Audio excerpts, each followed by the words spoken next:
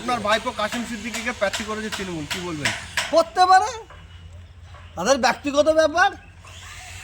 যে কাসেম সিদ্দিকী বলেছিল আমি তৃণমূলের খেয়ে খেয়ে আমার জিভ মোটা হয়ে গেছে, আমার আল্লাহ দয়াময় বিচারক, কি সুন্দর আল্লাহ আস্তে আস্তে বিচার করছে, বাংলার মানুষ দেখতে পাচ্ছে, বাংলার মানুষ দেখতে পাচ্ছে। যে কাসেম সিদ্দিক বলেছিল, কাসেম সিদ্দিকীর বক্তব্য ছিল আমার বাড়ি গাড়ি আমার সব তৃণমূলের পয়সায় করেছি, ওর সাহস হয়নি একটা প্রমাণ করার।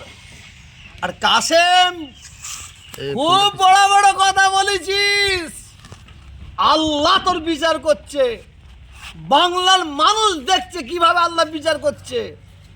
কাসেম তুই আমার বাড়ির কলঙ্ক, তুই আমার পরিবারের কলঙ্ক। কাসেম তুই এক জায়গায় দাঁড়াতে পারলি না,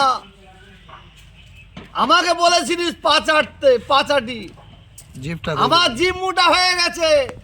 কাসেম তুই আমায় একা বলেছিলিস, বাংলার মানুষ কি বলে তুই এবার শোন।